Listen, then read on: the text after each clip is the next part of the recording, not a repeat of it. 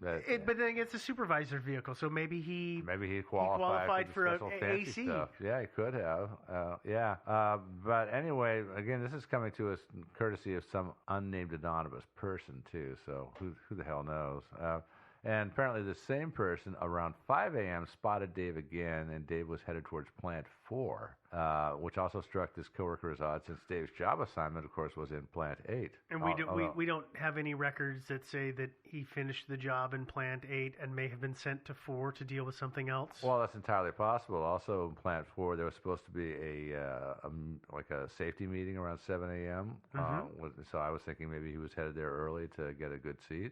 Or to take a nap. Yeah, it could have been take a nap or screw around. Eat his lunch. Yeah. Yeah. Who knows? And I don't know what's in the direction of Plant 4. Maybe Plant 3, Plant 5, something else. Maybe Plant 8. Maybe a bathroom. Maybe it's, they're parallel, so it's 1, 2, 3, 4, 5, 6, 7, 8, and then they're just right next to each other. Yeah, I am not knowing. Doesn't matter. Anyway. But, so this was the last person who saw Dave alive. Allegedly. Yeah, allegedly at least. Well, the last person who's come forward. Yeah, who's admitted to seeing him alive.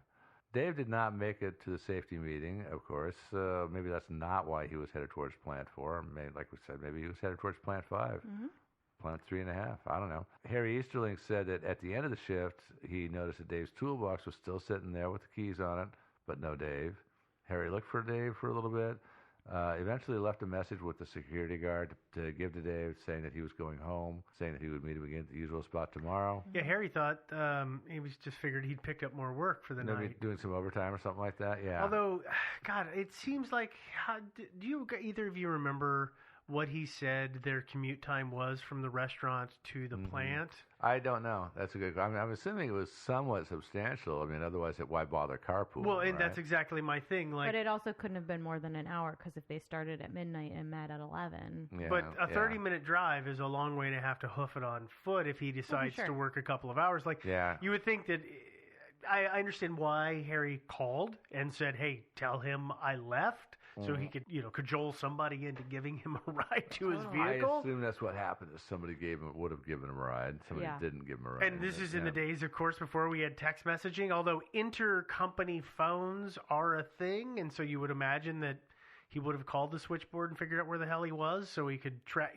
Dave, that is. If Dave was working overtime, could have figured out where Harry was and called Harry and told him, but maybe. I don't know. Who knows? Reportedly, Dave had a walkie-talkie on him, so I would assume they all had walkie-talkies. That's the equivalent of inter-office phones. Yeah, so I don't know if Harry tried to raise him on the walkie-talkie. I assume he would have, but and got no reply back because, well, I don't know. Something happened to Dave. So Dave doesn't go home with Harry. He does not, but Harry the next night goes to meet Dave in the usual place in the restaurant parking lot, sees Dave's car parked there, and assumed that Dave was not in the car, assumed that he might be in the restaurant getting some food or something, but Dave... Apparently he did that. Yeah, occasionally, but Dave, as it turns out, was not in the restaurant either.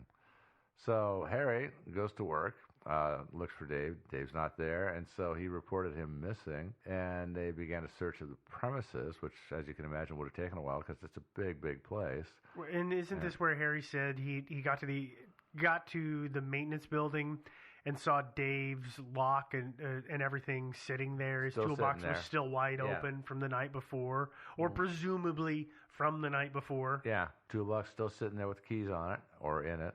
So they started a search, and sometime in the morning of the 20th, that's June 20th, somebody in Plant 6 noticed that one of the furnaces in the building, there were several different types, but one of them had suddenly dropped 28 degrees in temperature at 5:15 a.m. on June 19th. At Plant 6?